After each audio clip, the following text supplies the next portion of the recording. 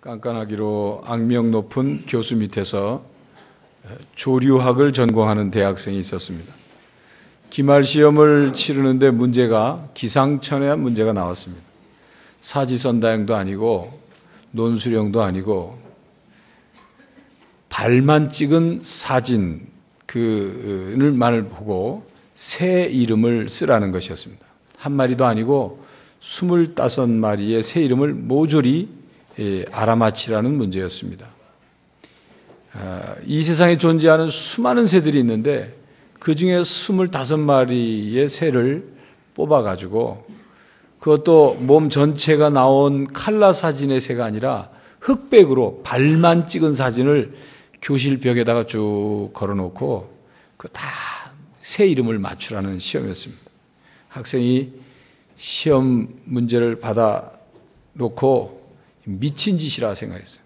도저히 자기는 이 문제를 풀 자신도 풀 수도 없다고 생각한 나머지 시험을 중단하고 자리에서 벌떡 일어나서 이제 나가려고 했습니다.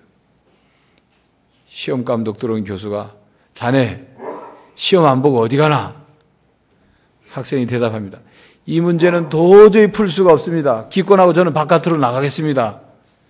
그래? 이 시험이 기말 시험이라는 거 알지?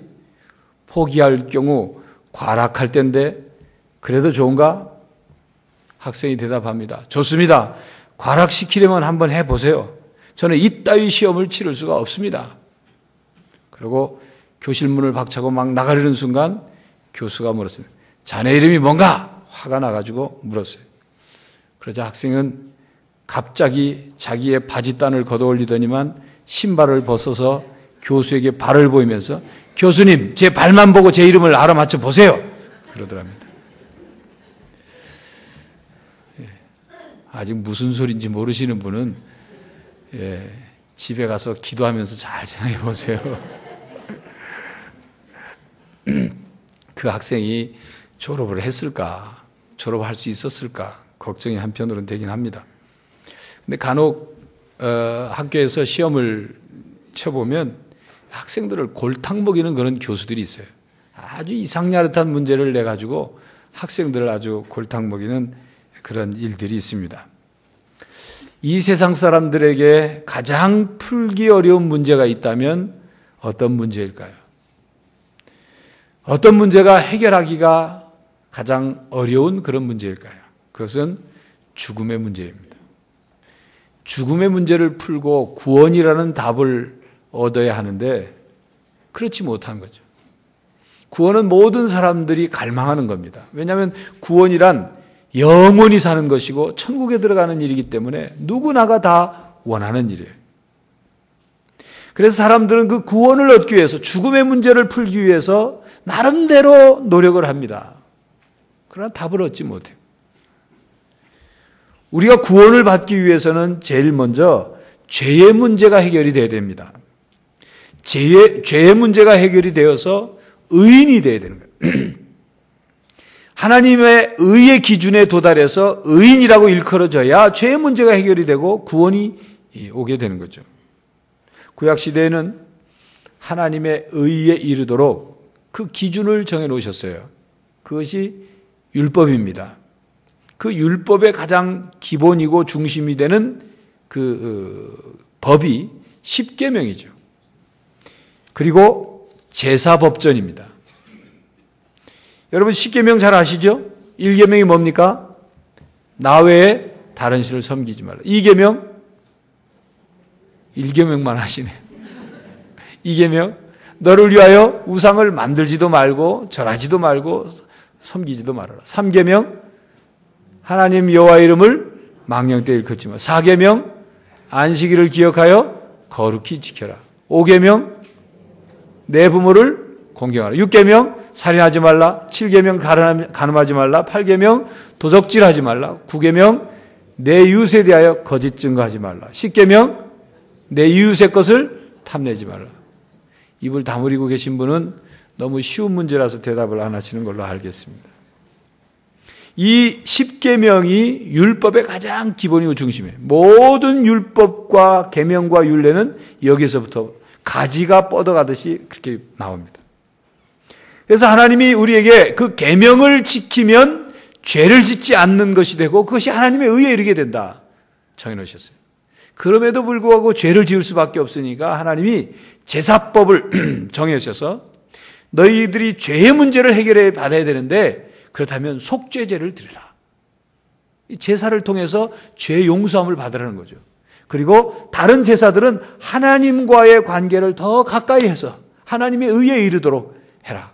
제사법들이에요. 그래서 율법학자들은 그 율법을 연구해서 어떻게 하면 이 율법을 잘 지킬 수 있을까 연구를 해서 발표를 하고 그 발표된 대로 지키고 애를 썼어요. 그런데 점점 그 율법의 정신을 잃어버리고 율법의 형식과 껍데기만을 붙잡고 그것을 지키면 다 된 줄 알았던 거죠. 그래서 율법을 지킨 사람은 외형적으로 볼 때 율법을 안 지키는 사람들을 향해서 손가락질을 하고 정죄하고 그들과 자신을 구별하고 그러다 보니까 자기의 영적 만족감과 영적 교만에 빠지게 되죠. 그 대표적인 인물들이 예수님 시대의 바리새인들이었습니다. 그래서 그 바리새인들을 예수님께서 꾸짖으셨죠. 너희는 율법의 정신을 제대로 알지 못하고 정의와 긍휼과 믿음을 저버리고 겉모양으로만 율법을 지키는구나. 율법이 사람들로 하여금 하나님의 의에 이르도록 한 것이 아니라 오히려 하나님과도 멀어지게 했어요. 또 율법의 종이 되게 했습니다. 그렇게 율법의 종이 되어버린 죄의 종이 되어버린 사람들에게 예수님께서 성육신에 오셔서 복음을 선포하시고 구원의 길을 열어놓으신 것입니다. 오늘은 종교개혁주일입니다. 1517년 10월 31일 마르틴 루터가 종교개혁 사건을 시작했죠. 그런데 루터에서만 시작하고 끝난 것이 아니라 그 당시에 골물대로 골문 그 종교의 현실 그걸 놓고 많은 개혁자들이 함께 일어났어요. 당시 중세 카톨릭 교회는 성례전을 7가지 7성례전이라 해서 제정해 놓고 7성례전을 잘 참석하고 거쳐야 구원에 이를 수 있다고 가르쳤어요. 7성례전은 구원에 이르는 통로라 그렇게 불렀습니다. 7성례전이란 영세성사, 견진성사, 고해성사, 성체성사, 서품성사, 혼배성사, 종부성사. 이걸 우리 개신교적인 교회 예전 의미로 바꾸면 혹은 신앙 의미로 바꾸면 유아세례, 입교, 회개, 성찬, 목사임직, 결혼예식, 장례식 이겁니다. 물론 그 내용이 똑같지는 않아요. 구태여 표현하자면 그렇다는 겁니다. 개신교에서는 이 7가지 모두를 다 성례라고 말하지 않고 세례와 성찬만 성례라고 말합니다. 그런데 이 카톨릭에서 7가지 성례전에서 가장 문제됐던 게 고해성사입니다. 고해성사 아시죠? 예, 신도들이 속죄소에 들어가서 고해를 받는 사제에게 자기의 죄를 고백하면 그 죄를 용서받도록 선언해 주는 사죄선언 혹은 사면선언을 하는 그런 것이 이제 고해성사입니다. 기록에 의하면 처음부터 사면선언이 그렇게 변질된 건 아니에요. 그러나 과거에는 하나님께서 사하여 주시기를 원하노라. 죄를 고백하면 그 듣고 있던 사제가 하나님께서 사하여 주시기를 원하노라. 그러면 이쪽에서 아멘. 그러고 나갔어요. 그런데 이 변질이 돼서 중세 후기에 와서는 내가 내 죄를 사하노라 이렇게 바뀐 거예요. 하나님께서 죄를 용서해 주셔야 되는데 사제가 내가 내 죄를 사하노라 이렇게 된 거예요. 왜 그렇게 됐냐면 카톨릭의 신학이 교황과 사제가 하나님의 전권을 받아서 대리자로서 그걸 선언할 수 있다고 그들은 생각한 거예요. 그러다 보니까 그 다음 결과로는 교황청에서 발행하는 면죄부가 사면선언과 같은 그런 효력을 발휘한다고 그들이 가르치고 믿었던 거죠. 그래서 돈을 지불해서 면죄부를 사고 심지어는 다 죽어서 이미 이 세상에서 살다가 죽어서 끝난 사람 이 모든 상황이 회개할 수 있는 상황이 끝난 사람에게도 살아있는 사람이 면죄부를 사면 죽은 사람의 죄까지도 용서받을 수 있다고 생각한 거예요. 그리고 더 돈을 많이 주고 더 많은 돈을 주고 면죄부를 사면 더 많은 죄를 용서받을 수 있다고까지 나아가야 돼요. 그러니까 돈으로 구원의 길을 얻게 되는 타락한 그런 종교가 되어버렸던 거죠. 이렇게 로마 교회가 자신의 교회와 교회가 만든 조직과 그리고 교황의 권한과 그리고 성례전을 강조하다 보니까 그런 형식, 틀, 드러나는 것 그런 걸 강조하다 보니까 중세 후기 카톨릭 신앙은 공로주의 신앙이었습니다. 공로주의 신앙이란 신앙의 외형적인 조건에만 집착한 나머지 신앙이 있고 없음과 믿음이 많고 적음을 교회가 제정한 양식에 따라서 점수하는 거예요. 성례전을 참석했느냐 미사를 참석했느냐에 따라서 그의 신앙의 믿음의 정도가 높아지는 거예요. 요즘으로 말하면 마일리지가 쌓이는 거예요. 포인트가 쌓인단 말이에요. 미사를 많이 참석하면 공로 포인트가 쌓여서 그 사람은 신앙이 좋은 것으로 평가되는 그런 신앙이 되어버렸어요. 심지어는 사제들도 교황을 찾아가서 한번 교황을 아련하고 교황의 손을 잡으면 자기 공로가 높아진다고 생각했어요. 또 로마에 있는 성지에 로마에 가면 성물들을 모셔놓고 교회가 생겼어요. 예를 들어서 십자가 명패 교회, 십자가 명패 그 나무를 조각을 갖다 모셔놓고 성전을 지어놓거나 예수님이 빌라도 앞에 걸어간 그 계단을 뜯어다가 계단 교회가 있어요. 제가 작년에 성지 답사할 때 가봤는데 그런 곳들을 다 성지에 가서 미사를 드리면 공로가 더 쌓인다고 생각해요. 그러니까 면죄부를 사서 공로 쌓고 뭐 해서 공로 쌓고 그래서 공로를 쌓으면 그것이 자기를 구원할 수 있다고 생각하는 잘못된 신앙이 되어버렸던 거 아닙니까? 마르틴 루터의 고민과 갈등이 여기서부터 시작되는 겁니다. 정말 공로주의 신앙이 구원을 얻을 수 있을까?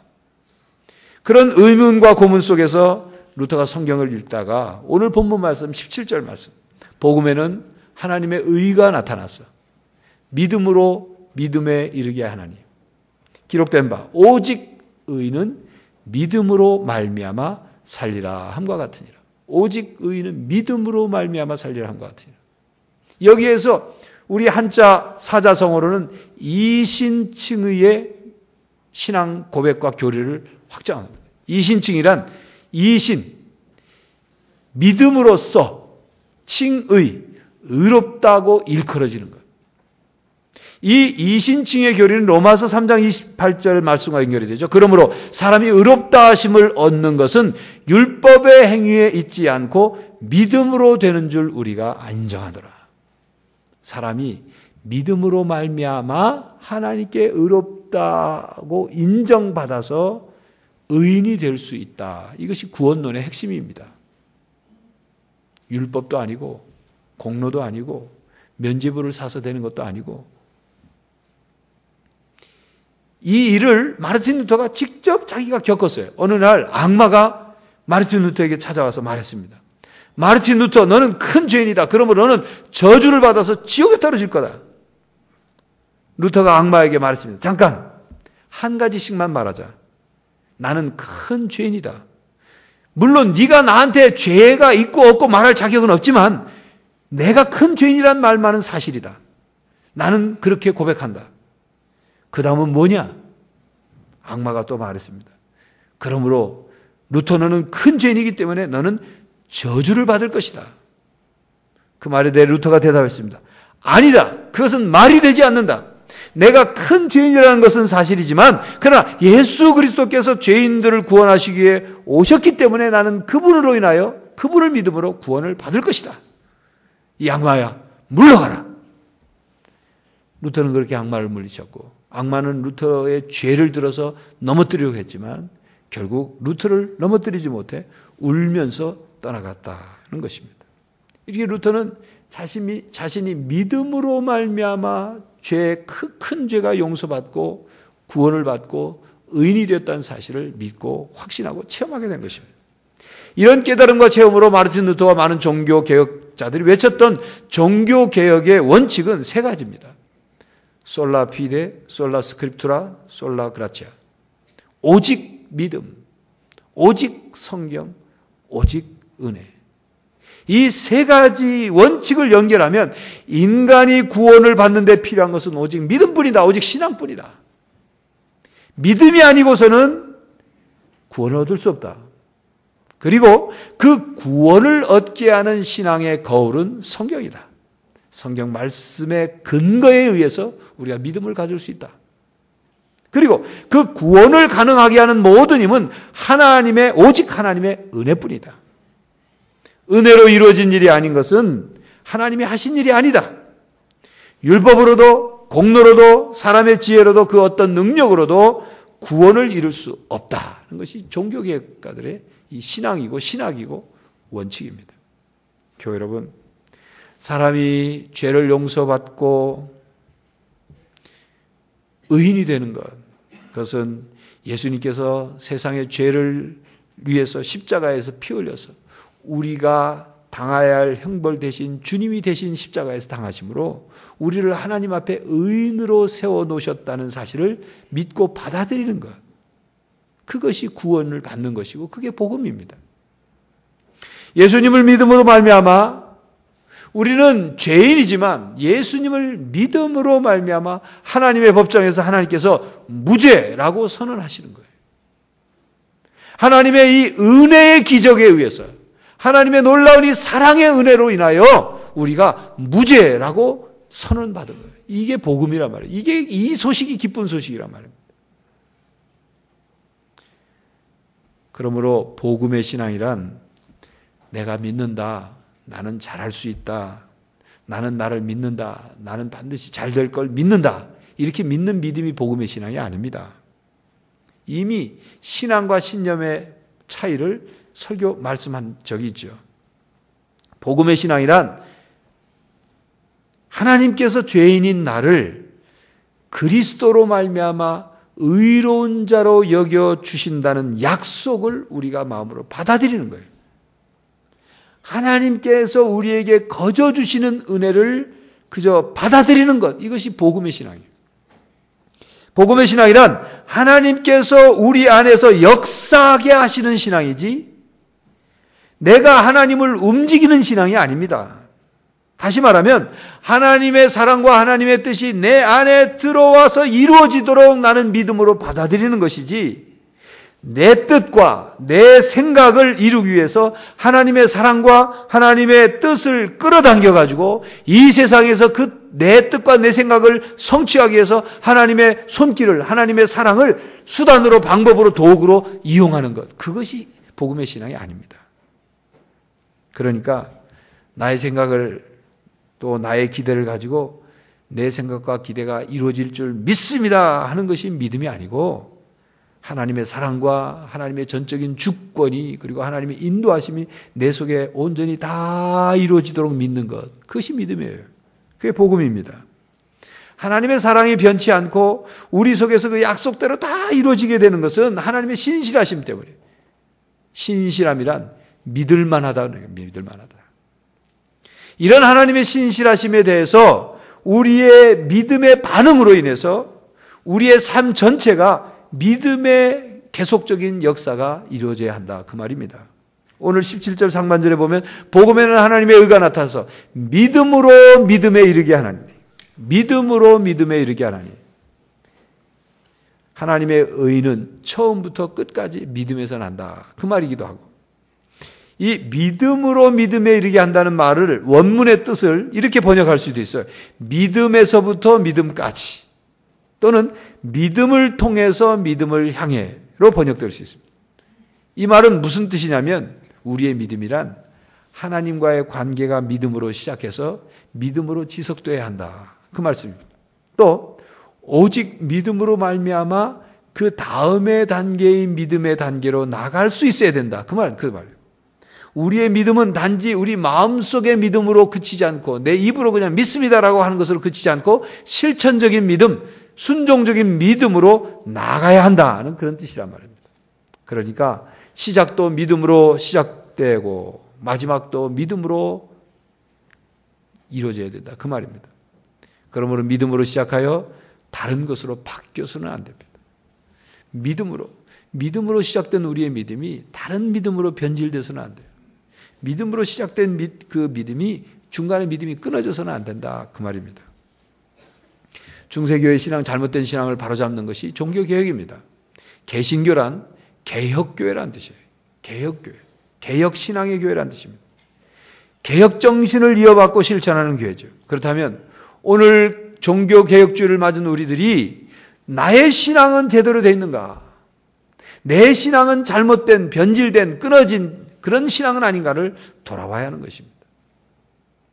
특별히 이제 말씀드려야 하는 그런 신앙적인 부분을 특별히 한번 더 돌아보시기 바랍니다. 작금에 일어난 연예인 자살 사건들은 우리들로 하여금 교인, 크리스찬의 신앙의 현주소가 어디인지를 돌아보게 하는 중요한 계기가 되었습니다. 사례가 그렇게 연예인들이니까 드러나서 그렇지, 연예인들 정다빈, 윤희, 최진실 다 교회 다니고 그들이 힘들고 어려울 때는 새벽 기도에도 가서 다니던 사람들이었습니다. 근데 그들은 그렇게 드러난 사례이지만 드러나지 않고 일반 사람들 가운데 자살한 사람들의 많은 퍼센티지가, 그것도 50% 가까운 퍼센티지가 40몇 퍼센트 크리스찬이라는 거예요. 왜 그렇게 됐냐 말이에요. 물론 자살 충동은 어느 누구에게나 있을 수 있습니다. 절망과 고통의 시기를 겪으면서 그 상황에서 벗어나고 싶은 마음으로 자살하고 싶은 충동을 일시적으로 느낄 수가 있어요. 고통의 시기, 절망의 시기가 너무 힘든 거죠. 엘리야 선지자나 욥도 죽고 싶은 마음을 가졌었습니다. 하나님께 죽여달라고, 죽고 싶다고. 그런데 그들은 자살하지 않았어요. 많은 전문가들은 크리스찬이 이 절망과 고통의 시기를 겪으면서 믿음을 사용하지 않고 스스로 목숨을 끊게 되는 그 중요한 원인을 본질에서 벗어난 신앙을 가지고 있었기 때문이라고 분석을 합니다. 쉽게 말하면 본래 신앙이 아닌 그 신앙에서 벗어난 신앙 갖고 그것이 온전한 신앙으로 생각하고 살기 때문에 그런 일들이 일어났다, 그 말입니다. 그 신앙을 뭐라고 하냐면 소위 번영신앙 혹은 축복신앙이라고 말합니다.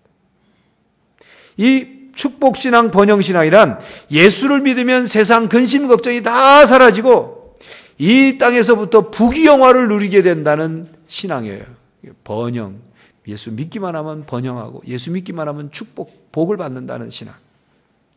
이 축복신앙은 예수님을 믿기만 하면 감기도 안 걸리고 사업도 번창하고 자식들도 명문대학에 척척 붙고 남편은 승승장구 승진하고 뭐 부동산 투기해놓은 것 막 몇 배로 올라가고 그리고 뭐 모든 어려움은 싹 없어진다는 만사형통의 삶을 살게 될 거라고 믿는 신앙이 번영신앙, 축복신앙이.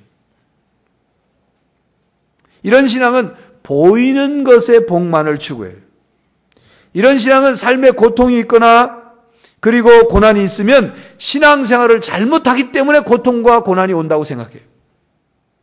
다른 사람들이 고통과 고난을 받으면 그렇게 말해요. 신앙생활 잘하면 왜 고난받아? 왜 고통받아? 이렇게 평가해요. 이 번영신앙과 축복신앙의 잘못이죠. 그래서 이런 번영신앙, 축복신앙을 가진 사람들은 어려움을 당했을 때 처음에는 어려움 후에 다가올 복을 기다리며 기도하지만 어려움이 지속이 되고 자신이 기다리던 복이 오지 않는 것 같을 경우에 믿음의 끈을 놓는 경우가 허다합니다.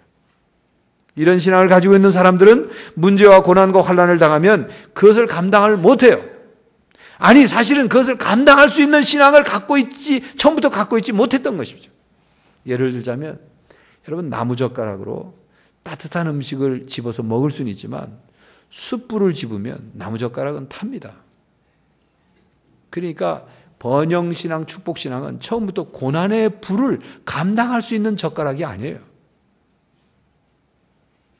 믿음으로 시작은 했지만 믿음으로 구원을 받았지만 믿음으로 믿음에 이르지 못한 거죠. 믿음이 끊어진 거란 말이에요. 믿음이 더 확장되고 발전하고 성장하지 못하고 복에만 머물러 있는 거예요. 복에만. 그래서 신앙이 온전한 신앙이 아닌 한쪽 신앙, 온전한 신앙이 아닌 변질된 신앙, 건강치 못한 신앙이 되어버린 것입니다. 교회 여러분, 여러분의 신앙이 나무젓가락 신앙이 아니라 쇠젓가락 신앙이 되시기를 간절히 바랍니다. 교회 여러분, 성경은 우리에게 분명히 말씀합니다. 믿음으로 말미암아 우리가 죄와 저주와 멸망에서부터 구원을 받았고, 믿음으로 말미암아 하나님께서 우리에게 복을 주시고 은혜도 주시고, 믿음으로 말미암아 기도를 하면 응답도 받고 하나님이 선하게 인도하신다고 약속하셨습니다. 약속대로 이루어집니다. 그런데 믿는 자들에게 성경은 또 말합니다. 믿는 자들에게 고난도 있고 환난도 있고 슬픔도 있고 이해할 수 없는 일들이 닥친다고 말씀합니다.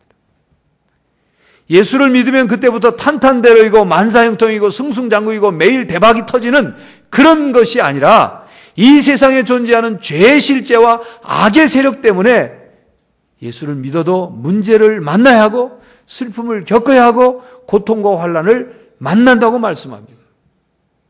바로 이것 때문에 믿음으로 믿음에 이르러야 한다는 그 이유인 것입니다. 물론 우리는 예수님을 믿음으로 말미암아 우리 삶의 걱정이 다 없어지기를 바랍니다. 또 어떤 문제가 없어지기를 바라요. 또 환난을 겪지 않기를 바랍니다.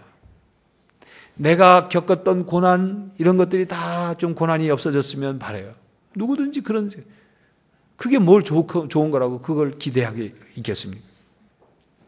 그런 우리들에게 성경은 이렇게 말씀합니다. 예수님을 믿을 때 염려가 없어지는 것이 아니라 염려를 주께 맡겨라. 예수님을 믿을 때 문제가 없는 것이 아니라 하나님께로부터 지혜를 구하여 문제를 풀고 믿음으로 그 문제를 해결해라. 예수님을 믿을 때 환난이 없는 것이 아니라 환난을 당할 때 환난 가운데서 즐거워하고 그 환난을 믿음으로 인내함으로 소망을 이루라. 그리고 우리가 고난을 받을 때 주를 위한 고난 가운데서 인내함으로 연단을 받아 정금처럼 나오라. 그렇게 말씀합니다.